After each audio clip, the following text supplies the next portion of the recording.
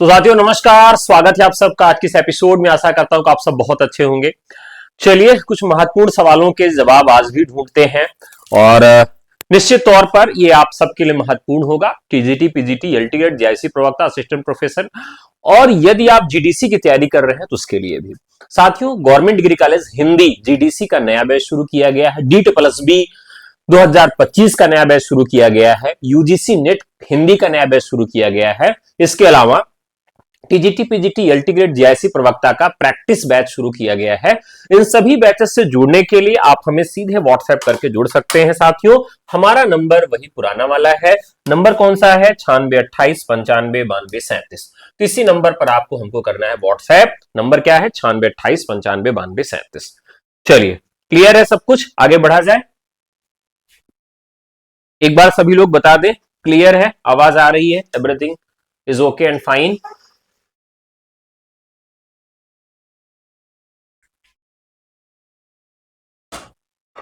चलिए, तो हम लोगों ने इसमें प्रश्न संख्या 30 तक सॉल्व किया था। आज उसके आगे से हम लोग शुरू करेंगे। जो भी साथी अभी नए आए हैं फटाफट लाइक कर दें और सवालों के जवाब देते चलें। निम्नलिखित में हृदय की अनुकृति बाह्य उदार एक लंबी काया उन्मुक्त किसके प्रति कही गई उक्ति है?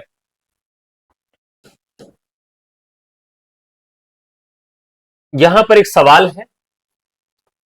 सवाल में एक पंक्ति दी गई है। एक पंक्ति दी गई है, हृदय की अनुकृति बाह्य उदार एक लंबी काया उन्मुक्त। यह पंक्ति किसके प्रति कही गई है?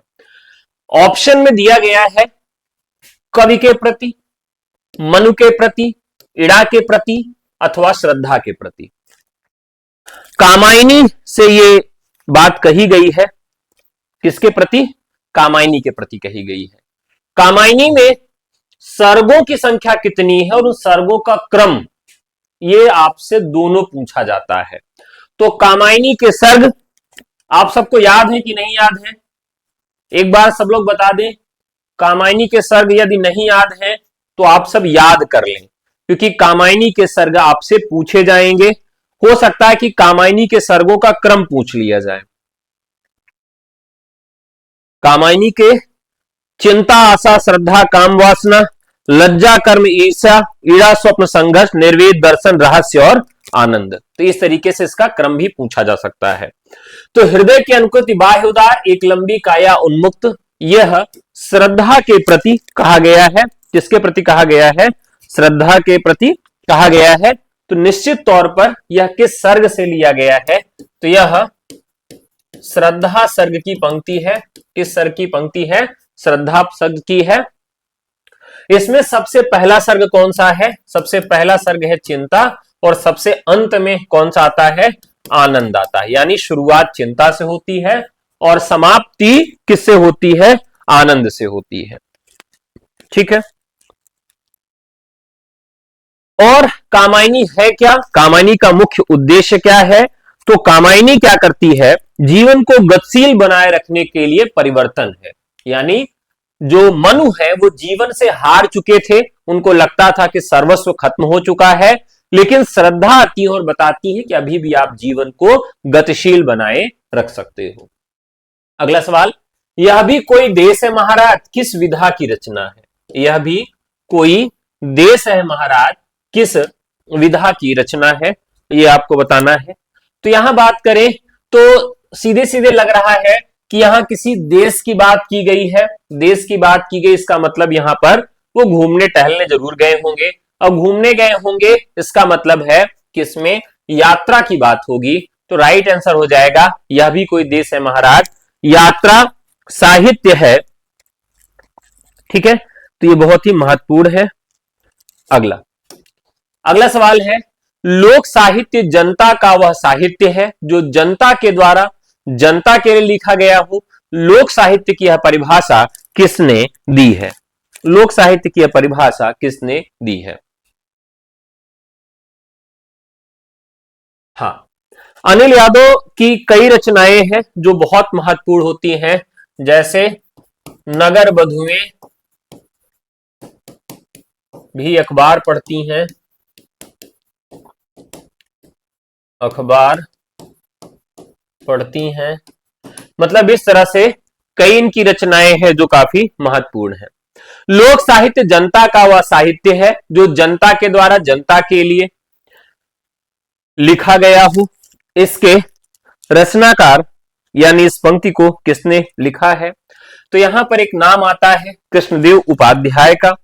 ये लोक साहित्य की परिभाषा इनके द्वारा दी गई है।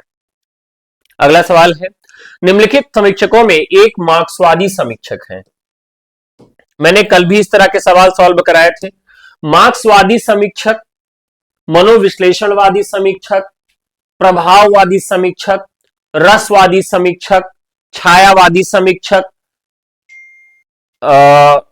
इस तरह का जो सवाल है वह परीक्षा में पूछा जाता है। तो इस दृष्टिकोण से हमें तैयारी करना है और इन चीजों को याद रखना है। तो निम्नलिखित समीक्षकों में एक मार्क्सवादी समीक्षक है, ये आपको बताना है। तो मार्क्सवादी समीक्षक इसमें रामचंद्र शुक्ल कैसे हैं? रसवादी हैं। नंदुलारी वाजपेयी छायावाद पे बात करते हैं, सौष्ठववादी हो जाते हैं। हजारी प्रसाद द्विवेदी कैसे हैं? मानवतावादी हैं, मानवतावादी हैं। ये क्या कहते हैं? मनुष्यता के पक्ष में रहते हैं। रामचंद्र शुक्ल कैसे हैं? रसवादी समीक्षक हैं। यहां पर जो रामविलास शर्मा है ये राइट आंसर होंगे और यह किस प्रकार के समीक्षक हैं? तो मार्क्सवादी समीक्षक हैं। अगला सवाल है, निम्नलिखित में कौन सा कथन सही है? निम्नलिखित में कौन सा कथन सही है? आपके ऑप्शंस हैं, इतिवृत्तात्मकता द्विवेदी युगीन कविता की विशेषता है। इतिवृत्तात्मकता द्विवेदी युगीन कविता की विशेषता है। राष्ट्रीय सांस्कृतिक चेतना इस युग की कविता का मुख्य स्वर रहा है। केवल क्रमांक 1 सही है, 2 सही है, 1 और 2 दोनों सही है, 1 और 2 दोनों गलत है। यहां किस पर बात की गई है? तो इतिवृत्तात्मकता पर बात की गई है। तो साथियों आप जानते हैं कि जो द्विवेदी युग है, द्विवेदी युग की जो विशेषता है वो इतिवृत्तात्मकता है, यानी जिसको हम ये कह भी कह सकते हैं कि बाल की खाल निकालना। जो महत्वपूर्ण विषय नहीं भी है या जो सबसे छोटे विषय भी हैं उस पर भी कविता लिखने का काम इस युग में किया गया है। तो हर एक विषय को यहां पर महत्वपूर्ण बना के कविता लिखी गई है और यहां पर आपको याद रखना है कि द्विवेदी युग की विशेषता क्या है? इतिवृत्तात्मकता द्विवेदी युग की एक विशेषता है। ठीक है, इसके अलावा राष्ट्रीय सांस्कृतिक चेतना इस युग की कविता का मुख्य स्वर रहा है, यानी राष्ट्रवाद यानी देश के प्रति लगाव और देश की स्वतंत्रता कैसी हो उसके लिए भी इस काल में काम किया गया है। तो इस तरीके से राष्ट्रीय सांस्कृतिक चेतना इस युग की कविता का मुख्य स्वर रहा है, यानी क्रमांक 1 और 2 यानी ऑप्शन 1 और 2 दोनों सही है। अगला सवाल है, मैं साहित्य को मनुष्य के दृष्टि से देखने का पक्षपाती हूं जो वाग्जल मनुष्य की दुर्गतिहीनता परमुखोपेक्षिता से न बचा सके, जो उसकी आत्मा को तेजोद्दीप न बना सके, जो उसके हृदय को पर दुख कातर और संवेदनशील न बना सके, उसे साहित्य कहने में मुझे संकोच होता है। यह कथन किसका है? मैंने अभी बताया था कि एक आलोचक हैं जिनका नाम है हजारी प्रसाद द्विवेदी और ये कैसे आलोचक हैं? मानवतावादी आलोचक हैं। तो मैं साहित्य को मनुष्य की दृष्टि से देखने का पक्षपाती हूं, यहां पर वही बात की गई है। तो राइट आंसर हो जाएगा हजारी प्रसाद द्विवेदी।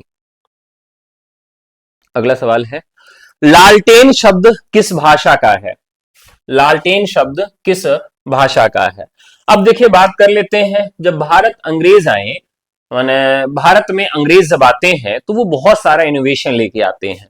तो वो जब भारत में आए तो लोगों के पास गए, उन्होंने कहा this is Latin for you, please use man. तो उन्होंने कहा this is Latin for you, उन्होंने कहा ये लैटिन है। तो हमारे गांव के जो बूढ़े लोग थे, बाबा लोग थे, उनको लैटिन शब्द जो है वो समझ में नहीं आया। कहा यार देखो हम लैटिन वेटन तो नहीं बोल पाएंगे, लैटिन नहीं हम लालटेन कहेंगे। यानी जो लैटिन शब्द इंग्लिश का था उसका सुधार होते होते यानी मुख सुख से इसको हम लैटिन को क्या कर दिए? लालटेन कर दिए।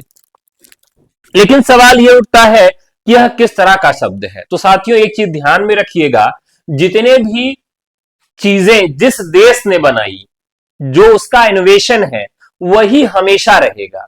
हमने भले उसमें परिवर्तन कर दिया। जैसे एक व्यक्ति हैं जिन्होंने क्या किया कि भारत में आके पीएचडी की हिंदी से, कहां के रहने वाले थे, अंग्रेज थे, इंग्लैंड के थे, तो भारत में आके उन्होंने पूरे पीएचडी पूर्ण कर ली। अब वो बहुत खुश हो गए, उन्होंने कहा कि गुरुजी अब हमने पीएचडी पूर्ण कर लिया है, मुझे पूरा विश्वास है कि अब मुझे हिंदी आती है। कहे बहुत अच्छा बात है। तो कहे चलो आज तुमको फिल्म दिखा के लाते हैं। फिल्म दिखाने गए तो वहां पर क्या हुआ कि एक आदमी कह रहा है कि ए भैया थोड़ा घसक जाइए। क्या कह रहा था वो, ए भैया थोड़ा घसक जाइए। अब ये तो अंग्रेजी सीखे हुए थे और हिंदी भी सीखे हुए थे, लेकिन अब ये घसकना नहीं समझ पाए थे। तो हिंदी से पीएचडी तो कर लिए थे अंग्रेज, लेकिन वो बार बार एक व्यक्ति कह रहा भैया थोड़ा घसक जाइए, नहीं घसक रहे थे। और इन्होंने क्या किया, फिर अब उनके जो गाइड थे उन्होंने कुछ नहीं बताया, अगले व्यक्ति ने इनका मारा 2-3 मुक्का, इनकी नाक वाक टूट गई अंग्रेज की, घसकना वो समझ ही नहीं पाए। अब उसके बाद वो जब मार खा गए तब जो है उनके गाइड ने बताया कि बेटा घसकना का मतलब थोड़ा खिसक जाओ, खौ का घा हो गया है, घसक खसक, खिसक जाओ, घसक जाओ, ये इस प्रकार से परिवर्तन हो गया है, तो तुम समझ ही नहीं पाए। कह रहे गुरुजी आप जानते तो मुझे पहले कहीं नहीं बताया। कहे चलो कुछ नहीं, आगे बढ़ते हैं। अब उनके आगे बढ़े, उसके बाद उन्होंने क्या कहा कि चलो अब हम चलते हैं आगे, हमें कहां चलना है, हमें हॉस्पिटल चलना है। कहां चलना है, हॉस्पिटल चलना है। अब कोई रिक्शे वाला तैयार न हो, तो रिक्शे वाले थोड़े कम पढ़े लिखे थे, कहे हम नहीं जानते कहां है हॉस्पिटल, तो कहे चलिए कोई बात नहीं है। अब ये जो आगे बढ़े तो अब देख रहे हैं, कुछ देर बाद पहला हॉस्पिटल गया, दूसरा गया, तो कहे कि कहां जाना है आपके, हॉस्पिटल। कहे हॉस्पिटल तो नहीं जानते, हम अस्पताल जानते हैं। क्या जानते हैं, अस्पताल जानते हैं। अगर आप कहिए तो मैं आपको वहां ले चलूं, क्योंकि आपकी नाक टूट गई है, उसमें से खून गिर रहा है। कहे चलो यार अस्पताल ले चलो। अब वो कहां लेके चला जाता रिक्शा, अस्पताल लेके जाता है। कहते गुरुजी आप जब जानते थे तो हमको काहे नहीं बताए, मैं तो हॉस्पिटल ढूंढ रहा था और यहां इसको अस्पताल कहते हैं। यानी जो हॉस्पिटल शब्द है ये तो अंग्रेजी का है, लेकिन हमने अपने अनुसार इसको क्या कर लिया, आसान कर लिया। तो नाक टूटने के बाद क्या ढूंढने लगे, अस्पताल ढूंढने लगे। और जब मार खाना था तो घसक कह रहे थे। कहने का तात्पर्य यह है कि जो दूसरी भाषाओं से शब्द आए और हमारी भाषाओं में घुल मिल गए और हमने अपने अनुसार उनको सरल बना लिया, वो हमेशा उसी भाषा में रहेंगे, हमेशा वो उसी भाषा में रहेंगे, वो परिवर्तित नहीं होंगे। यानी अगर हम कॉलेज कहते हैं तो अंग्रेजी का ही वो शब्द रहेगा, अर्थात विदेशी ही रहेगा। समझ में आ गया आप सबको कॉन्सेप्ट। जैसे अब हम कह दें, एक व्यक्ति ने हमसे कहा कि आपको अंग्रेजी आती है, हमने कहा आती है। कह रहे अच्छा बताइए बहुत ज्यादा अंग्रेजी आती है तो लुंगी को अंग्रेजी में क्या कहते हैं। तो मैं एकदम, हमने कहा अच्छा ये बेटा फंसाने वाला सवाल पूछ लिए। तो हमने कहा लुंगी को अंग्रेजी में लोंघे कहते हैं, लोंघे। तो वो हंसने लगे बहुत जोर से, कहे अच्छा अब ये मजाक करने लगे। हमने कहा सही बात है, लुंगी को अंग्रेजी में लोंघे ही कहते हैं। तो उन्होंने कहा कैसे, तो हमने कहा जो लुंगी शब्द है वह देशज शब्द है और लुंगी भारत में इसका अन्वेषण हुआ, तो अब लुंगी का अंग्रेजी कैसे हो जाएगा। जो अब मान लीजिए आपके घर में जो बच्चा पैदा हुआ उसका नाम दूसरा कोई कैसे रख देगा, तो संज्ञा का तो मतलब मीनिंग होता ही नहीं है, तो नाम होता है। तो उन्होंने कहा अच्छा ठीक है, तो यानी लुंगी शब्द देशज है, भारत वालों ने बनाया तो लुंगी ही रहेगा। इसी तरीके से घी है तो घी शब्द भी है, उसमें भी कोई परिवर्तन नहीं होगा। अब घी को अंग्रेज से कहिए कि भैया ऐसा बताओ, घी की अंग्रेजी बता दो, तो अंग्रेज घी की अंग्रेजी नहीं बता पाएगा, क्योंकि घी माने घी होता है, वो बहुत करेगा घे, तो वो घी कर देगा ना। उसका एसेंट चेंज हो सकता है, उसका फोनेटिक्स चेंज हो सकता है, उसका प्रोनाउंसिएशन चेंज हो सकता है, लेकिन वो शब्द नहीं चेंज हो सकता। यानी जयचंद प्रकाश के रचनाकार कौन है, चलिए फटाफट बताइए। जयचंद प्रकाश, देखिए देशज विदेशज वाला आसानी से आप याद रखिएगा, क्योंकि यहां सवाल पूछे जाते हैं। जयचंद प्रकाश, अब देखिए आप कैसे याद रखेंगे, अगर कहीं पर चंद्रमा का प्रकाश नहीं रहेगा, कहीं पर चंद्रमा का प्रकाश नहीं रहेगा, तो केदार वहां पर क्या करेगा, भट्ट से गिर जाएगा। यानी चंद्रमा का प्रकाश कहीं नहीं रहेगा तो केदार क्या होगा, चलता रहेगा और भट्ट से गिर जाएगा। विलक्षण बात यह है कि आधुनिक गद्य साहित्य की परंपरा का प्रवर्तन नाटकों से हुआ। बहुत महत्वपूर्ण कथन है और यह किसका कथन है? आचार्य रामचंद्र शुक्ल का। ठीक है, लाइक फटाफट आप लोग कर दीजिए, लाइक कर दीजिए फटाफट। आसान सवाल है, जल्दी जल्दी कराएंगे, कठिन सवाल होगा थोड़ा सा रोक लेंगे। चलिए, झूठा सच। झूठा सच दूसरे भाग का शीर्षक क्या है? आप जानते हैं कि झूठा सच को दो भागों में बांटा गया है। ठीक है, तो यहां पर देश का भविष्य, देश का भविष्य, वतन और देश, देश का भविष्य, वतन और देश, यह इसका दो भाग हो जाता है। निम्नलिखित में से, यहां उत्तर आप लगा लीजिए 40, राइट आंसर बी। निम्नलिखित में से राम भक्ति काव्य परंपरा के कवि नहीं है। यहां से भी सवाल पूछे जाते हैं। थोड़ा सा सवाल ये, राम भक्ति कवि को पहचानना थोड़ा कठिन हो जाता है, तो इसको अच्छे समझिएगा। निम्नलिखित में से राम भक्ति काव्य परंपरा के कवि नहीं है, कौन नहीं है बताइए। अब इसमें नाभादास तो राम भक्ति के हैं, तुलसीदास तो राम भक्ति के है ही हैं, हृदय राम है ही है, गदाधर भट्ट जो है, गदाधर भट्ट, इनका संबंध गौड़ीय संप्रदाय से है। किस संप्रदाय से है? तो इनका संबंध गौड़ीय संप्रदाय से है। अगला सवाल, सलाम कहानी संग्रह के लेखक कौन है? सलाम कहानी संग्रह के लेखक कौन है?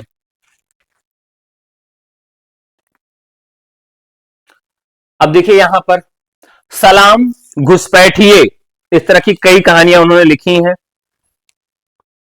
ये किस तरह की कहानियां हैं? तो यह दलित जीवन से संबंधित कहानी है। किसकी है? ओम प्रकाश वाल्मीकि की है। अब एक सवाल और आप बताइएगा, 25 चौका 150 किसकी रचना है? बहुत ही महत्वपूर्ण है, यह भी कई बार पूछी गई है। 25 चौका 150 किसकी रचना है? बताएं, 25 चौका 150 किसकी रचना है? अब देखिए, ये 2500 का 150 एक कहानी है, बहुत ही महत्वपूर्ण है।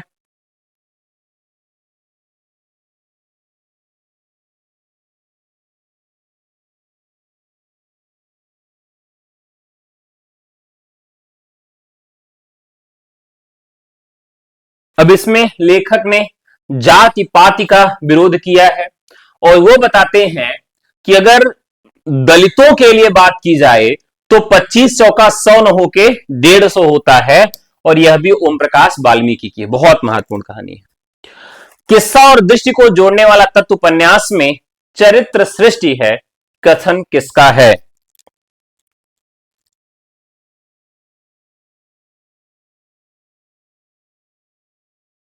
ये कहते हैं किस्सा और दृष्टि को जोड़ने वाला तत्व उपन्यास में चरित्र सृष्टि है। अब इसको समझते हैं। मान लीजिए कोई किस्सा है, आपके पास कोई कहानी है, उस कहानी को कोई दृष्टि है, यानी दृष्टि का है मतलब एक उद्देश्य की तरफ हम लेके जाएंगे उसको, कि मान लीजिए हमारे पास राम कथा है, हमारे पास क्या है? राम कथा है, और उसके लिए हमारे पास दृष्टि क्या है? आदर्श की स्थापना है। अब इस आदर्श की स्थापना के लिए राम कथा को जब हम लागू करेंगे, किसके द्वारा लागू करेंगे? राम के द्वारा, यानी एक चरित्र सृष्टि करेंगे राम की। ये कथन किसका है? तो कथन है ये राम स्वरूप चतुर्वेदी का, राम स्वरूप चतुर्वेदी का। सिद्धों और योगियों की रचनाओं के संदर्भ में यह कथन किसका है? उनकी रचनाओं का जीवन की स्वाभाविक सरणियों, अनुभूतियों और दशाओं से कोई संबंध नहीं है, वे सांप्रदायिक शिक्षा मात्र हैं, अतः शुद्ध साहित्य की कोटि में नहीं आ सकती हैं। देखिए, रामचंद्र शुक्ल जो है, उन्होंने हिंदी साहित्य की शुरुआत अपभ्रंश से मानी, यानी अपभ्रंश में भी वह आदिकाल की शुरुआत अपभ्रंश साहित्य से शुरू करते हैं।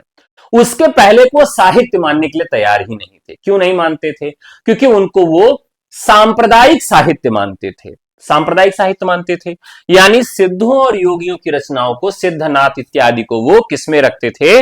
रामचंद्र शुक्ल जो है वो उसको सांप्रदायिक शिक्षा मात्र में रखते थे, उसको वो साहित्य नहीं मानते थे। इसीलिए वो अपभ्रंश से साहित्य की शुरुआत मानते, उसके पहले वाले काव्य को नहीं मानते हैं। ये वे ध्वनियां जिनके उच्चारण में स्वर तंत्रियों के निकट आ जाने से उनके बीच निकली हवा से उनमें कंपन होता है, वह क्या कहलाती हैं?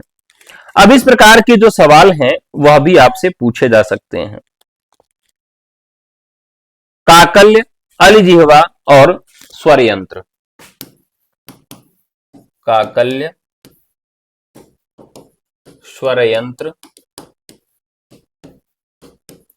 अलिजिह्वा, अलिजिह्वा, ये सारे कुछ शब्द हैं जिनको हमें अच्छे समझना है। काकल्य, स्वर यंत्र और अलिजिह्वा। ह जो है कंठ गले से उच्चरित होता है, क ख ग घ अंगा ये कंठ से होता है। तो यहां पर जो सवाल पूछा गया है वह पूछा गया है काकल्य स्पर्श ध्वनि से। किससे पूछा गया है? काकल्य स्पर्श ध्वनि। वे ध्वनियां जिनके उच्चारण में स्वर तंत्रियों के निकट आ जाने से उनके बीच निकली हवा उनमें कंपन होता है। कंपन कब होगा? जब उसमें संघर्ष होगा। संघर्ष कब होगा? जब स्पर्श होगा। यानी जो काकल स्पर्श ध्वनियां हैं, यानी क से लेकर क ख ग घ अंगा तक की, ये स्पर्श ध्वनियां भी हैं और काकल्य भी हैं। कौन सी रचना श्रीधर पाठक की नहीं है? कौन सी रचना श्रीधर पाठक की नहीं है? आसान सा सवाल है, सभी लोग इसका जवाब दे सकते हैं। कौन सी रचना श्रीधर पाठक की नहीं है? अब देखिए यहां पर जगत सच्चाई, सार, कश्मीर सुषमा, गंगावतरण और भारत गीत रचनाएं दी गई हैं। इनमें अगर हम बात करें तो गंगावतरण जो रचना है यह रत्नाकर की है। क्या है? रत्नाकर की। कैसे याद रखेंगे इसको? देखिए गंगावतरण, गंगा का अवतरण होने के बाद वो कहां जाके गिरती हैं? रत्नाकर में, यानी कि समुद्र में जाके मिल जाती हैं। तो समुद्र मिल जाती है, इसलिए रत्नाकर को आप याद रखेंगे। कैसे याद रखेंगे? रत्नाकर से याद रखेंगे। डॉक्टर राम कुमार वर्मा चरित गद्य गीत कौन सा है? राम कुमार वर्मा कृत गद्य गीत कौन सा है?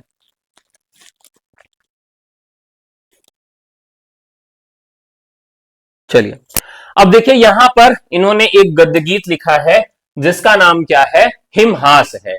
इसका नाम क्या है? हिमहास है। तो राइट आंसर हो जाएगा यहां पर हिमहास। अब कुछ गद्य गीत हैं जो बहुत महत्वपूर्ण हैं, उनके भी नाम आपको मालूम होने चाहिए।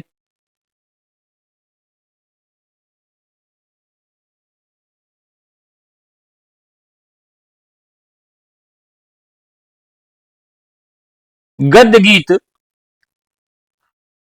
हिंदी में गद्य गीत का जनक किसे माना जाता है? यह भी सवाल पूछा जा सकता है।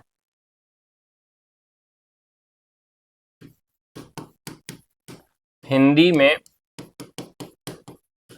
गद्य गीत के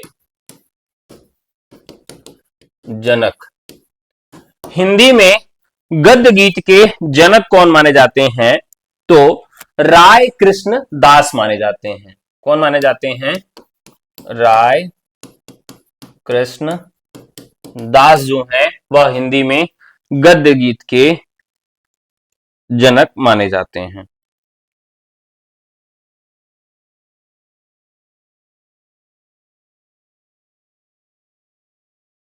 ठीक है,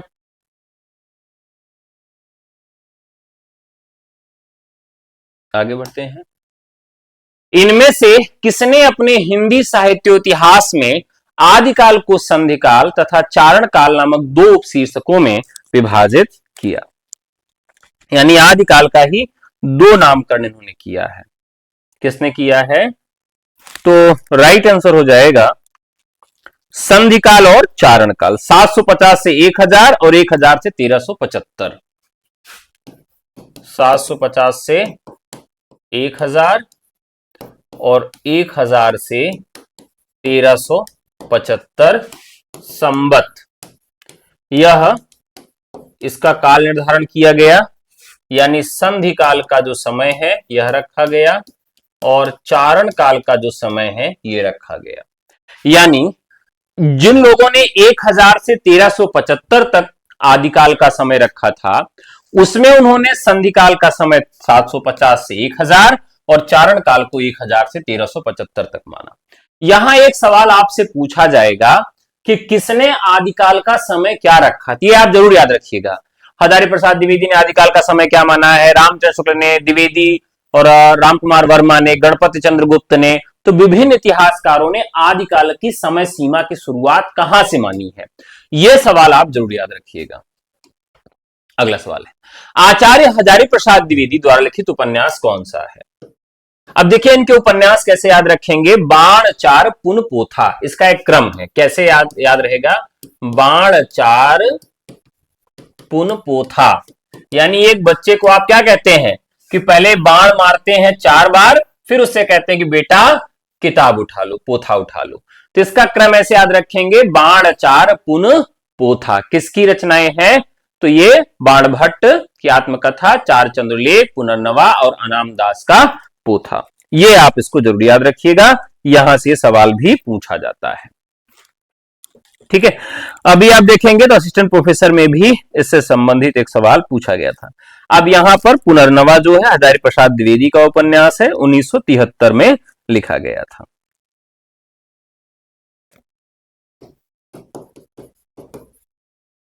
अगला सवाल है, पंडित श्रद्धा राम फिल्लौरी के उपन्यास भागवती का रचना काल क्या है? देखिए इसका रचना काल क्यों पूछा जा रहा है, क्योंकि इस रचना को हिंदी का पहला उपन्यास माना जाता है, अंग्रेजी ढंग का पहला उपन्यास माना जाता है। तो इसका रचना काल जो है वो कई बार पूछा गया है, तो इस दृष्टिकोण से बहुत महत्वपूर्ण हो जाता है 1886 में। आगे बढ़ते हैं,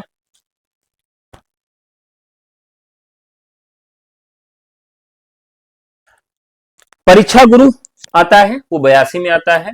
आगे बढ़ते हैं, निम्नलिखित में एक शब्द योग रूढ़ कोटिका है, एक शब्द योग रूढ़ कोटिका। बहुत आसान सा सवाल है, मुझे लगता है सभी लोग जवाब दे लेंगे इसका, फटाफट बताएं। दरअसल यहां पर दो शब्दों के मेल से बना है ये योग और रूढ़, यानी वह शब्द जिसका केवल एक ही अर्थ होता है और वह दो शब्दों के योग से मिलकर बनता है। ठीक है, क्या 1870 होगा? 1877 होगा इसका, 1886 होगा।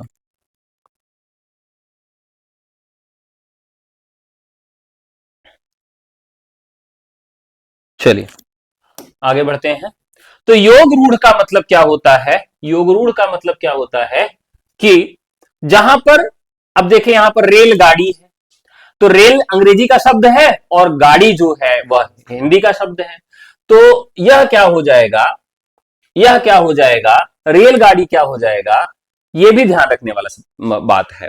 तो यह संकर शब्द हो जाएगा। रसोई घर, रसोई और घर दो शब्दों के मेल से बना है। डाक खाना यह भी है, लेकिन जलज एक ऐसा शब्द है जिसका केवल एक ही अर्थ है। अब जल में भले ही कोई जन्म ले ले,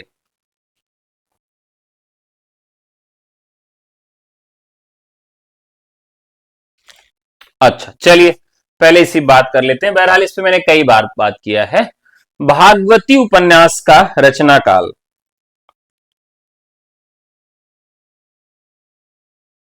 भाग्यवती, एक तो रचना काल होता है और एक होता है प्रकाशन वर्ष। यहां पर दो चीजें इसकी बनती हैं, एक लेखन वर्ष और एक प्रकाशन वर्ष।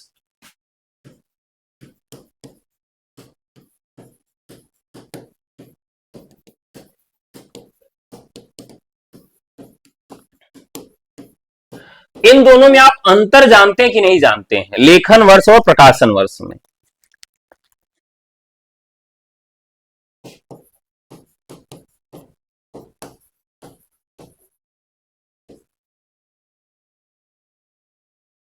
अब आपको मैं बताऊं, कि इसका जो डेट है वो कहीं कहीं 1888 मिलता है और कहीं कहीं 1886 मिलता है।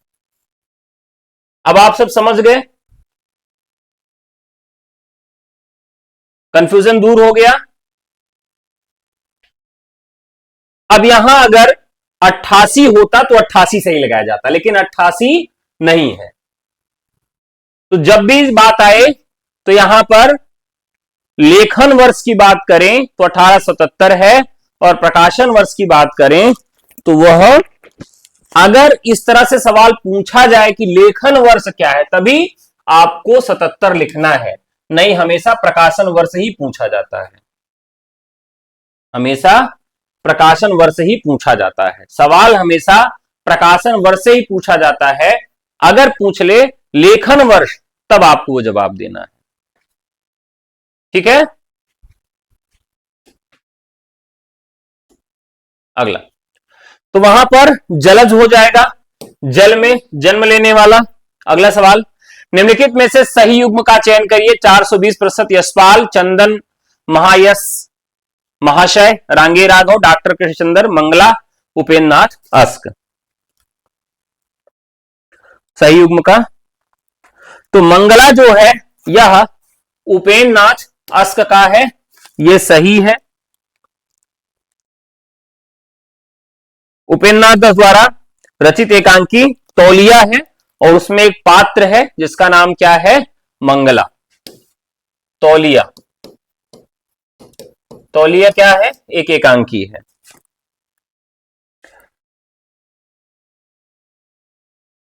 अगला सवाल, हिंदी काव्य धारा के संग्रहकर्ता साहित्यकार का नाम क्या है।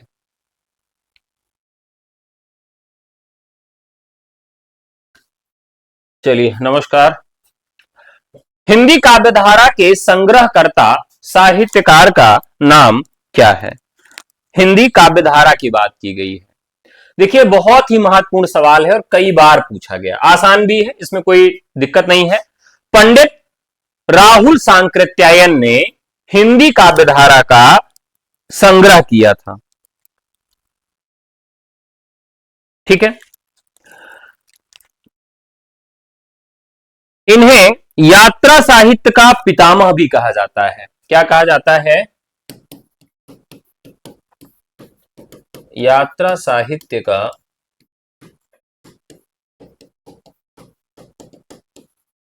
इन्हें यात्रा साहित्य का पितामह भी कहा जाता है। अगला सवाल है, एक कृति आत्मकथा नहीं है। ध्यान रखिएगा, जो अन्य गद्य विधाएं हैं उनकी विधा पहचानने के लिए सवाल पूछा जाता है। तो निम्नलिखित में से एक कृति आत्मकथा नहीं है। तो 1976 में विष्णुचंद्र शर्मा, 1976 विष्णुचंद्र शर्मा ने यह जीवनी लिखी। बाकी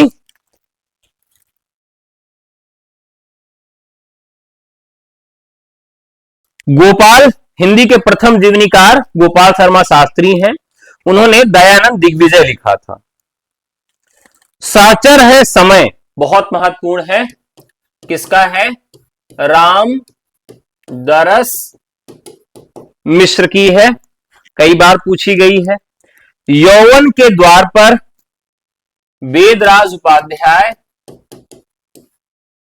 मेरे साथ जन्म बहुत महत्वपूर्ण है, हंसराज रहबर।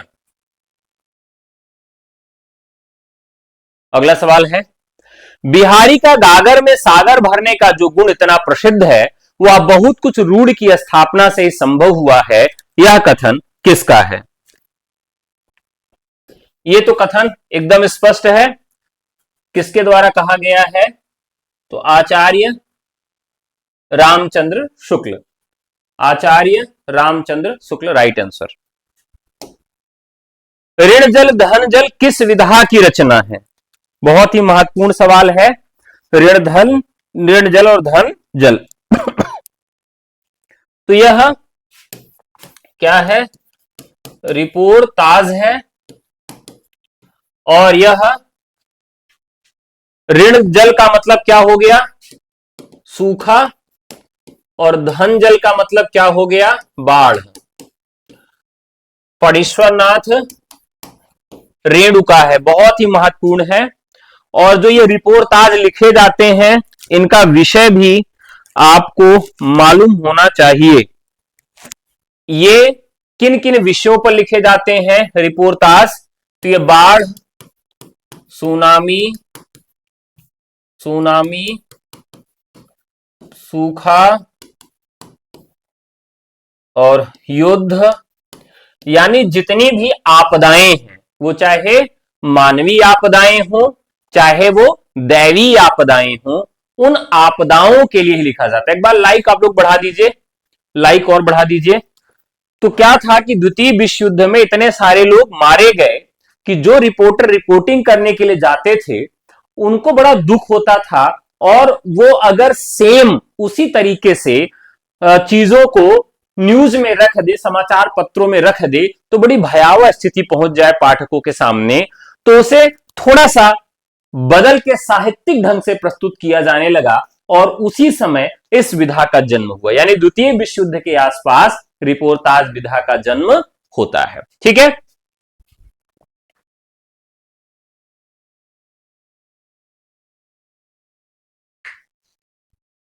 हाँ, अगर आप जीडीसी का नया बैच लेना चाहते हैं, या D+B हिंदी का नया बैच लेना चाहते हैं, टीजीटी का, तो दोनों का नया बैच है। यूजीसी नेट हिंदी का भी नया बैच शुरू कर दिया गया है। इसके अलावा एलटी ग्रेड, जीआरसी प्रवक्ता, यूपी टीजीटी पीजीटी का प्रैक्टिस और रिवीजन बैच शुरू किया गया है। इसी नंबर पर व्हाट्सएप करके आप हमसे जुड़ सकते हैं। नंबर है 9628959237। मधुमालती किसकी रचना है, मधुमालती किसकी रचना है, याद कैसे रखेंगे, तो इसक का मंजन घिसे हैं पिया, ना मधु खाते हैं, मंजन करके मधु खाते हैं पिया, तो इस तरह से इसको याद रख लेंगे। मृग क्या करता है, मृगावती, कुतुबन, मृग कुतुब कुतुब कर खाता है। ठीक है, नंदास, तो नंदास को क्या कहा गया है, जोड़िया कहा गया है। जायसी, तो आप जानते ही हैं पद्मावत वाले। निर्मला जैन कृति कथा समय में तीन हमसफर कौन हैं, बताएं। निर्मला जैन ने कथा समय में 3 हमसफरों को बताया, जिसमें 3 हमसफर कौन कौन से हैं, कृष्णा सोबती, मन्नू भंडारी और उषा प्रियंवदा। निम्नलिखित पंक्ति किस रचनाकार की है, अभिधा उत्तम काव्य है, मध्य लक्षणा नील लीन, अधम व्यंजना रसबिरस, उल्टी कहत नवीन। ये तो बहुत आसान सवाल है, सभी लोग जवाब दे देंगे। ठीक है, तो देखिए इस प्रकार की अवधारणा कौन दे सकता है, जिसका नाम भगवान जैसे हो। कौन है यहां पर, देव है। तो देव क्या कहते हैं कि पूछा जाता है कि अभिधा को उत्तम काव्य किसने कहा है, तो देव ने अभिधा को उत्तम काव्य कहा है। चतुरसेन शास्त्री की यादों की परछाइयां किस कथेतर गद्य विधा के अंतर्गत आती है। ध्यान रखिएगा, जितनी भी अन्य गद्य विधाएं हैं उनकी विधा आपसे पूछी जाएगी, विधा पहचान के लिए, जैसे यहां पर पूछी गई है। तो 1956 में ये यादों की परछाइयां उन्होंने लिखा। स्वाभाविक है, अगर उन्होंने अपने यादों की परछाई लिखी है तो राइट आंसर हो जाएगा आत्मकथा। क्लियर है। अगला, जयशंकर प्रसाद की ब्रज भाषा में लिखी कविताओं का संग्रह किस नाम से प्रकाशित है। जयशंकर प्रसाद की ब्रज भाषा में लिखी कविताओं का संग्रह किस नाम से प्रसिद्ध है, बताएं। ध्यान रखिएगा, तो बहुत ही महत्वपूर्ण है। तो इन्होंने जो चित्राधार है उसको ब्रज भाषा में लिखा है। कालक्रम के अनुसार चित्राधार इनका प्रथम संग्रह भी माना जाता है, और इसका प्रथम संस्करण 1918 में आता है। तो इनका यह प्रथम संस्करण भी माना जाता है। इसका प्रथम संस्करण कब आता है, तो 1918 में आता है। अगला, संघ की राजभाषा हिंदी और लिपि देवनागरी होगी। यह संविधान के किस अनुच्छेद में उद्धृत है? बहुत आसान सा सवाल है, 343 के 1 में यह बात की गई है। ठीक है, 347 ध्यान रखिएगा, 347 को कैसे मैंने याद कराया था? ए की 47 यानी अधिसंख्य जनसंख्या किसी राज्य की अगर राष्ट्रपति पर यह दबाव बनाए कि हमारे यहां की सेकेंड लैंग्वेज को चेंज कर दिया जाए तो वो 347 हो जाएगा। ठीक है, याद रखिएगा, ये भी कई बार पूछी गई है। संघ के प्रयोजनों के लिए प्रयोग की जाने वाली भाषा जो है वह 346 में आती है। 348 में बहुत महत्वपूर्ण है, उच्चतम और उच्च न्यायालय की भाषा है। क्या है? उच्चतम और उच्च न्यायालयों की भाषा के विषय में बात की गई है 348 में। अगला सवाल है, राहुल सांकृत्यायन ने हिंदी साहित्य के आदिकाल को किस नाम से संबोधित किया? तो दरअसल उन्होंने देखा कि इस काल में सामंत बहुत ज्यादा है। सामंत का मतलब यह है कि मैं बता रहा हूं, देखिए, जब जमींदार, क्या जमींदार, यानी जैसे आज जिसको हम जमींदार कहते हैं वही एक समय पर सामंतों के जैसे थे, सामंत के जैसे थे। यानी राजाओं का जब युग चला गया तो राजाओं से जो छोटे छोटे लोग थे जो अपनी तरह से लोगों पर अत्याचार करते थे, अपने खुद के नियम बनाते थे और उसी नियम पर समाज को चलाना चाहते थे, वो जमींदार के तर्ज पर कौन होते थे? सामंत होते थे। कौन होते थे? सामंत होते थे। यानी राजाओं से आप थोड़ा छोटा उनको मान सकते हैं। तो यहां पर इन्हीं का युग था, इसी वजह से राहुल सांकृत्यायन ने इसे सिद्ध सामंत काल कह दिया, लेकिन यह सर्वमान्य नामकरण नहीं है। उदयनमार्तन भारत में कहां से प्रकाशित होता था? तो कलकत्ता से।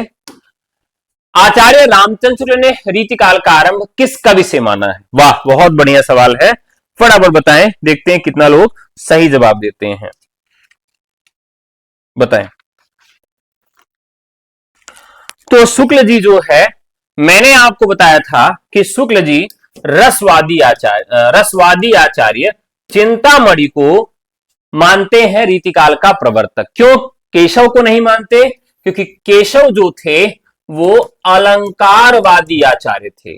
तो अलंकारवादी आचार्य होने के कारण शुक्ल जी इनको कहां रख देते हैं? भक्ति काल में रख देते हैं। और रीतिकाल की परंपरा की शुरुआत रसवादी आचार्य चिंतामणि त्रिपाठी से मानते हैं। जयशंकर प्रसाद रचित कामायनी में सर्गों की संख्या कितनी है? ये तो बहुत आसान सा है, सभी लोग इसका जवाब जानते हैं, यानी 15। प्यू चित्तौड़ न आवय सावण पहली तीज, जोवे बाट बिरहणी खिण खिण अड़वे खीज, संदेशो पिण साहिबा पाछो फरिया न देह, पंछी घाल्या पिंजर्यो छूटन रो संदेह। उक्त पंक्ति किस रचना से ली गई है? ये पंक्ति कई बार पूछी गई है। अब देखिए, अगर इसमें संदेश रासक लिखा होता तो बहुत सारे लोग कंफ्यूज होके संदेश रासक भी जवाब दे देते, लेकिन यहां पर संदेश रासक नहीं होगा। संदेश रासक यहां पर नहीं होगा। संदेश रासक ऑप्शन में भी नहीं है, तो ऑप्शन में नहीं है तो राइट आंसर क्या हो जाएगा साथियों? ढोला मारा हुआ दोहा है नहीं, पद्मावत है नहीं, यहां पर खुमान रासो है। और खुमान रासो के रचयिता कौन है? दलपति विजय हैं। दलपति विजय हैं, इन्होंने खुमान रासों की रचना किया है। ठीक है, अब इसमें किस चीज का वर्णन किया गया? चित्तौड़ नगर, चित्तौड़ की सेना और हथियारों का वर्णन किया गया है। ठीक है, यह बहुत ही महत्वपूर्ण है। इसमें क्या किया गया है? चित्तौड़ नरेश खुमार के युद्धों का वर्णन किया गया है। वीर रस और सिंगार रस की इसमें प्रधानता है। अगला सवाल, राहुल सांकृत्यायन खड़ी बोली को नाम दिया है। राहुल सांकृत्यायन ने खड़ी बोली को क्या नाम दिया? आसान सा सवाल है, इन्होंने कौरवी कहा है। खड़ी बोली को ही और भी नामों से जाना जाता है। एक तो इसको टकसाली बोली भी कहा जाता है, लेकिन ध्यान रखिएगा टकसाली बोली किसे कहा जाएगा? हमारी जो मानक हिंदी है, मानक हिंदी को टकसाली हिंदी कहा जाता है। टकसाली का मतलब क्या होता है? जो टकसाल में यानी छापा खाना में यानी प्रेस में जिस भाषा का प्रयोग किया जाता है, जिस लिपि का प्रयोग किया जाता है, उसे टकसाली या मानक कहते हैं। अगला सवाल, जिहाद कहानी के लेखक कौन है? जिहाद कहानी के लेखक कौन है, बताएं। जिहाद कहानी के लेखक कौन है? अब देखिए, यहां पर शेखर जोशी है नहीं, अमरकांत है नहीं, ज्ञानरंजन है नहीं। दरअसल ये कहानी किसकी है? प्रेमचंद की है, जो यहां ऑप्शन में नहीं है। अगला, चर्यापद किसके द्वारा रचित है? चर्यापद किसके द्वारा रचित है? अब ध्यान रखिएगा, चर्यापद सबरपा के द्वारा रचित है और इनका प्रयोग कब किया जाता था? तो चर्यापदों का प्रयोग सांध्य भाषा में इनको लिखा जाता था और इनका प्रयोग कब किया जाता था? धार्मिक अनुष्ठान में किया जाता था। जैसे हम लोग क्या करते हैं, जब विवाह करते हैं तो संस्कृत के श्लोकों का प्रयोग करते हैं, कोई ईश्वर की पूजा करते हैं तो उसमें भी संस्कृत श्लोकों का प्रयोग करते हैं। ठीक इसी प्रकार से जब सिद्ध लोग जो थे वो जब जादू टोना टोटका इत्यादि करते थे या कोई धार्मिक अनुष्ठान जब करते थे तो उसमें क्या करते थे? वो चर्यापदों का पाठ करते थे, चर्यापदों को वो पढ़ते थे। ठीक है, अब ध्यान रखिएगा कि लुइपा जो है अपने रहस्य की वजह से इनका सबसे ऊंचा स्थान माना जाता है। और पहले सिद्ध कौन से हैं? इसमें सरापा है। ठीक है, अगला सवाल, ऑल इंडिया रेडियो को गौरवान्वित करने वाले निम्नलिखित साहित्यकारों में से एक का नाम अशुद्ध है। तो इसमें कौन ऐसा है जो ऑल इंडिया रेडियो पर काम नहीं किया है? देखिए, जिहाद कहानी जो है वो गोविंद मिश्र ने बाद में लिखी है, प्रेमचंद ने पहले लिखी है। ठीक है, तो ऑल इंडिया रेडियो को गौरवान्वित करने वाले निम्नलिखित साहित्यकारों में से एक नाम अशुद्ध है। कौन सा नाम अशुद्ध है? सूर्यकांत त्रिपाठी निराला जो है ये ऑल इंडिया रेडियो में नहीं गए हैं, जबकि सुमित्रानंदन पंत, भगवती चरण वर्मा और अज्ञेय गए हैं। तो अज्ञेय का तो सबसे बड़ा योगदान है। देखिए, निराला जी के विषय में ऐसा कहा जाता है कि बहुत ऑडियल टाइप के व्यक्ति थे। एक तो इनको फोटो खिंचाना बिल्कुल नहीं पसंद था, इनकी जितनी फोटोज आपको मिलती हैं वो सब चोरी से खींची गई थी। अपने जो आक्रामक स्वर है वह उसके लिए प्रसिद्ध है। समता के बहुत बड़े पारखी थे, समता इनकी कविताओं में देखने के लिए मिलता है। कुछ कविताओं में प्रगतिवादी चेतना भी देखने के लिए मिलती है। संयोग ऐसा था कि जहां ये रहते थे उसी के ठीक ऊपर आलोचक भी इनके रहते थे, रामविलास शर्मा। दारागंज में अगर कभी आप जाएं तो वहां निराला गली के नाम से है, वहां किराए पर ही रहते थे। तो लेकिन नीचे वाले फ्लोर पे ये रहते थे, ऊपर वाले पे रामविलास शर्मा जी रहते थे। अगला सवाल है, कविता मेरे लिए कोई भावुकता की हाय हाय न होकर यथार्थ के प्रति एक प्रौढ़ प्रतिक्रिया की मार्मिक अभिव्यक्ति है, उक्त कथन किसका है? ध्यान रखिएगा, इस तरह के बहुत सारे सवाल कविता पर पूछे जाते हैं। राइट आंसर हो जाएगा कुंवर नारायण। कविता मेरे लिए कोई भावुकता की हाय हाय न होकर यथार्थ के प्रति एक प्रौढ़ प्रतिक्रिया की मार्मिक अभिव्यक्ति है, कथन किसका है? कुंवर नारायण का है। पंचवटी प्रसंग, ध्यान रखिएगा, ये बहुत कंफ्यूज करने वाला सवाल है।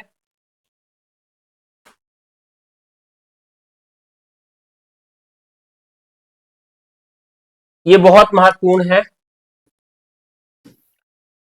ये बताना है कि पंचवटी प्रसंग और पंचवटी ये दो रचनाएं मिलती हैं। यहां पर बड़ा कंफ्यूजन हो जाता है, इसीलिए अक्सर ये सवाल दिया जाता है। ध्यान रखिएगा, जब हम पंचवटी की बात करेंगे तो पंचवटी में कौन गए थे? राम गए थे। राम गए थे यानी आधुनिक काल में राम कथा लिखने वाले कवि कौन है? मैथिली शरण गुप्त हैं। और प्रसंग की बात करेंगे तो निराला जी ने पंचवटी का प्रसंग बनाया है। तो इस तरीके से इसको हम याद रख सकते हैं।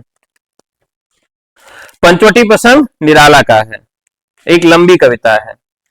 और पंचवटी जो है खंडकाव्य है 1925 में लिखा गया था। तो ये क्या है, 1925 में लिखा गया एक खंडकाव्य है। और यह क्या है, पंचवटी प्रसंग क्या है, यह लंबी कविता है। तो हो सकता है कि इनकी विधा भी आपसे पूछ ले कि पंचवटी प्रसंग की विधा क्या है और पंचवटी की विधा क्या है। आचार्य रामचंद्र शुक्ल हिंदी का पहला मौलिक नाटक किसे मानते हैं? पहला मौलिक नाटक वो किसको मानते हैं? तो वैदिक हिंसा हिंसा न भवती, भारतेंदु हरिश्चंद्र का यह नाटक है।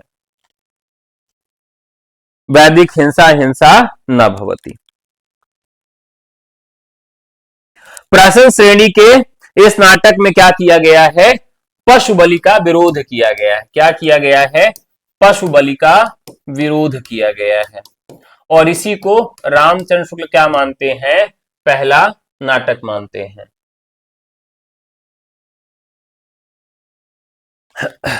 अगला सवाल, काव्य हेतु प्रतिभा के लिए किस आचार्य ने शक्ति शब्द का प्रयोग किया है? मैंने कई बार यह सवाल आपको याद कराया है, रटा दिया है, खोपड़ी में कुप्पी लगा के भर दिया है, लेकिन इसके बाद भी आप लोग इसको गलत करेंगे।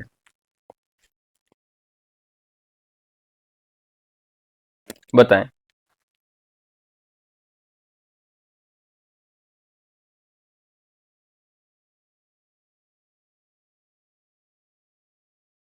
काव्य हेतु को किसने क्या कहा है?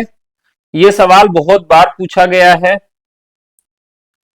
तो यहां पर ध्यान रखिएगा कि काव्य हेतु को शक्ति कौन करेगा, यानी आपके अंदर काव्य आ जाए, आपको काव्य पढ़ने के लिए आ जाए, इसके लिए शक्ति पूर्वक काम कौन करता है? मम्मट करते हैं।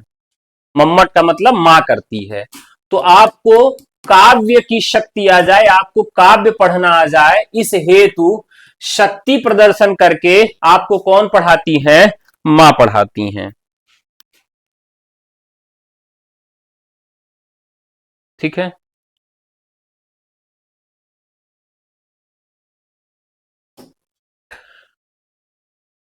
रसवंत कवितन को रस ज्यों अखरन के अखरान के ऊपर है छलकै, यह पंक्ति किसके द्वारा लिखी गई है?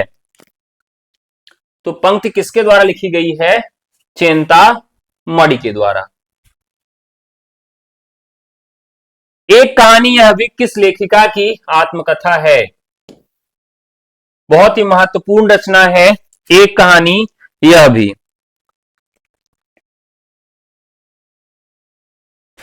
आपका बंटी और महाभूस।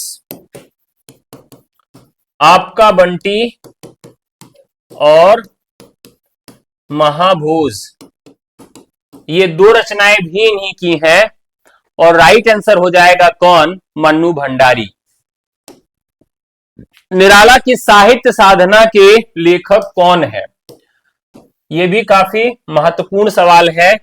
यहां पूछा जाता है कि निराला की साहित्य साधना कितने भागों में लिखी गई है?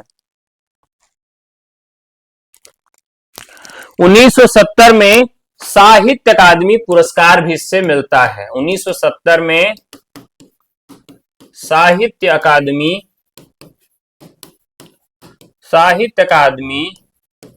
पुरस्कार इस पे मिलता है। अब आप ध्यान से समझिए कि यह सवाल हूबहू कहां पूछा गया था? DIIT+B PGT में पूछा गया था। कहां पूछा गया था? कि निराला की साहित्य साधना को साहित्य अकादमी पुरस्कार 1970 में मिला था। ठीक है। ये एक प्रकार की जीवनी है और यह 3 खंडों में लिखी गई है। कितने खंडों में है ये? तो पूछा भी जा सकता है कि इसका जो रचना है वह 3 खंडों में है। कुछ लोग 4 खंड भी बता रहे हैं। बताओ भाई, 3 है कि 4 है?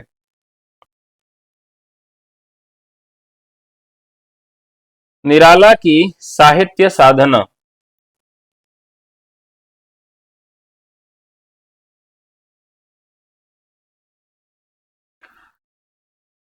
तो ये 3 खंडों में है। पहला खंड जिसमें निराला का जीवन चरित्र है, दूसरे खंड में निराला का कृतित्व है और तीसरे खंड में निराला के जीवन से संबंधित पत्र हैं। तो इसे जरूर याद रखिएगा कि इसमें 3 खंड हैं। कितने खंड हैं? 3 खंड हैं। और तीनों खंडों में क्या क्या है? पहला खंड में उनका जीवन है, द्वितीय खंड में उनकी रचना है, तृतीय खंड में उनके पत्र हैं।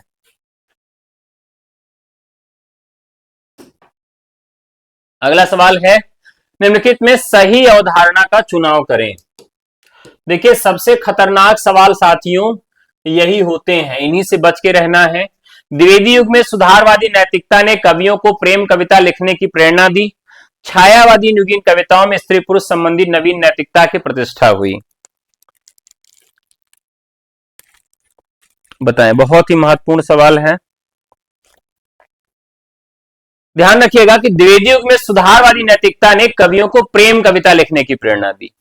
अरे द्विवेदी युग में स्वयं महावीर प्रसाद द्विवेदी क्या करते थे? इतने सख्त रहते थे नायिका वर्णन को लेकर, वो कहते थे अगर कोई नायिका वर्णन लिखेगा दौड़ा के मारेंगे। ये तो मैं कह रहा हूं मजाक में, यानी वो एकदम इस पे विपरीत में थे कि भाई नायिकाओं के नक्सिक का वर्णन बहुत हो गया, अब चींटी से लेकर और हाथी पर्यंत बहुत सारे विषय हैं जिसपे कविता लिखी जा सकती है। तो ये तो वो मानते ही नहीं, द्विवेदी में कैसे होगा। छायावादी की कविताओं में स्त्री पुरुष संबंधी नवीन नैतिकता की कोई नैतिकता नहीं है, इसमें रहस्य की प्रतिष्ठा हुई है। तो इस प्रकार से 1 और 2 दोनों गलत है।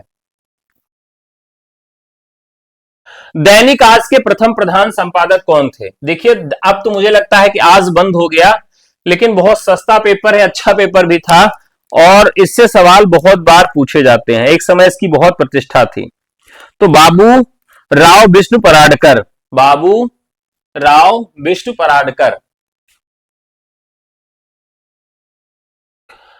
नगर उद्योग अखबार नहीं पढ़ती किसका कहानी संग्रह है? अभी अभी हम लोग जब सॉल्व कर रहे थे तो मैंने इस रचना की चर्चा की थी। अब आप लोगों को इसका जवाब देना है, बताइए। अभी इसी सेशन में हम लोगों ने चर्चा किया था, फटाफट कमेंट करिए। 80 का 81 बताओ, 81 81 81। Sonalika, MS Verma, Satish, target TGT, KM Sengupta, फटाफट बताइए। हाँ, राइट आंसर हो जाएंगे अनिल यादव। डॉक्टर कृष्णदेव उपाध्याय के अनुसार फोकलोर शब्द किससे समाचीन है? फोकलोर, तो यह किससे संबंधित है? लोक संस्कृति की रूपरेखा से। संलक्ष्य क्रम व्यंग भारतीय काव्यशास्त्र के किस संप्रदाय का भेद है? ध्यान रखिएगा, यहां एक संप्रदाय है। सर प्रथम पूछा है, श्री प्रकाश होंगे। किस सवाल का भाई?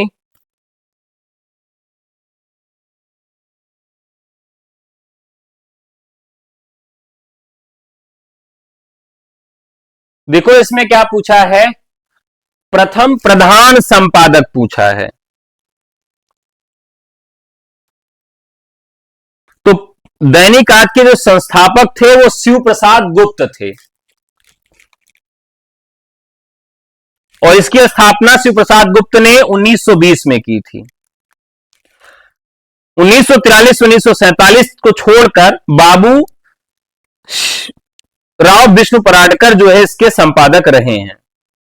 बाद में नरेंद्र देव, कमलापति त्रिपाठी, श्री प्रकाश, कमलापति त्रिपाठी इत्यादि भी इसके रहे हैं। हाँ, अगला सवाल, संलक्ष्य क्रम ध्वनि काव्यशास्त्र के किस संप्रदाय से संबंधित है? तो एक संप्रदाय था वक्रोक्ति संप्रदाय। कौन सा संप्रदाय था? वक्रोक्ति संप्रदाय। वक्रोक्ति संप्रदाय में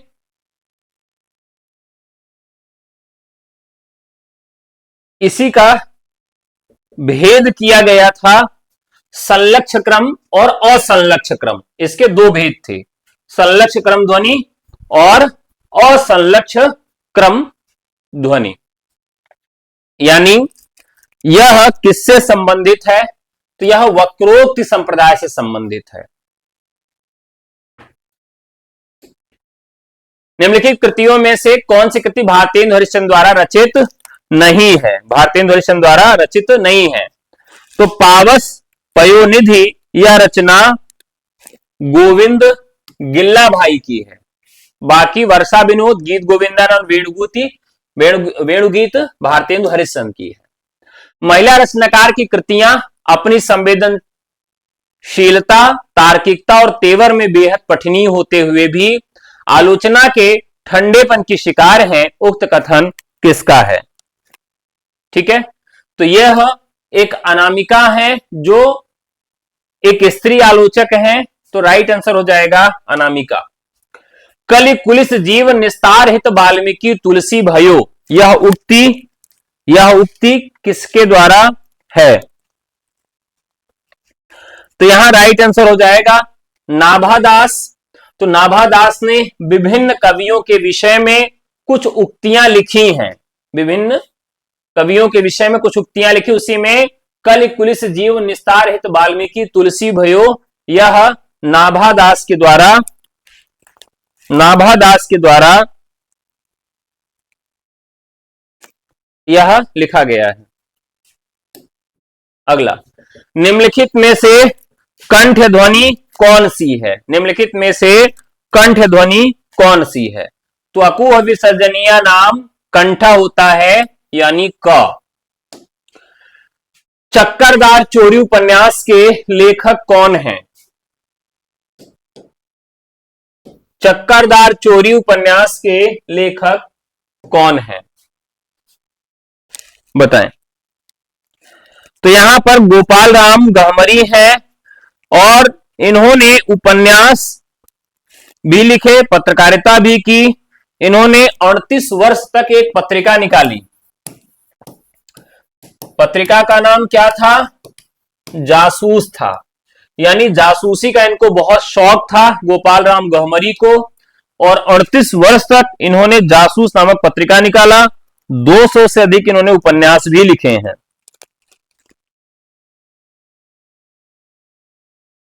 ठीक है, और एक चीज और ध्यान रखना है, चित्रांगदा काव्य का इन्होंने हिंदी में अनुवाद भी किया था। किसका? चित्रांगदा किसकी रचना है? रविंद्रनाथ ठाकुर की रचना है। इन्होंने क्या किया था? हिंदी में अनुवाद किया था इसका।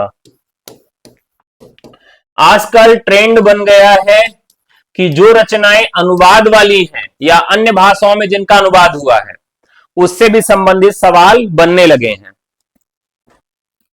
अगला सवाल है, कुमारपाल प्रतिबोध किसकी रचना है? अब देखिए, कुमार है तो उसको क्या पिलाएंगे? सोमरस पिलाएंगे। लो बेटा, दो पी लो। सोम प्रभु सूरी की रचना है। ये 13वीं शताब्दी में लिखी गई रचना है और ये अपभ्रंश का प्रयोग इसमें देखने के लिए मिलता है। प्रश्न संख्या 90, उपनिवेश में स्त्री की लेखिका कौन है? उपनिवेश में स्त्री। अब ध्यान रखिएगा, उपनिवेश का मतलब क्या हुआ? हम लोग अंग्रेजों के उपनिवेश थे, यानी वो हमारे यहां आकर क्या करते थे? अपना सामान बेचते थे, यानी बाजार हमारे यहां लगाते थे। और बाजार का एक प्रोडक्ट इन नामों में से एक है खेतान। खेतान क्या है? कंपनी है। तो उपनिवेश में स्त्री, राइट आंसर क्या हो जाएगा? प्रभा खेतान हो जाएगा। ठीक है, तो आज का जो एपिसोड है, आज की क्लास जो है यहीं तक है। फिर आप लोगों से कल मुलाकात होगी। सवाल कैसे लगे जरूर बताइएगा। चैप्टर वाइज प्रैक्टिस फिर से शुरू करेंगे। हमने कहा 1-2 मॉडल पेपर ऐसे करवा देते हैं। इसके अलावा गवर्नमेंट डिग्री कॉलेज हिंदी और DSSB का नया बैच, यूजीसी नेट हिंदी का नया बैच शुरू किया गया है। यूपी टीजीटी पीजीटी एलटीगेट JRC प्रवक्ता का प्रैक्टिस और रिवीजन बैच शुरू किया गया है। ये सभी बैचेस कैसे ले सकते हैं? हमारे नंबर पर व्हाट्सएप करके। नंबर क्या है?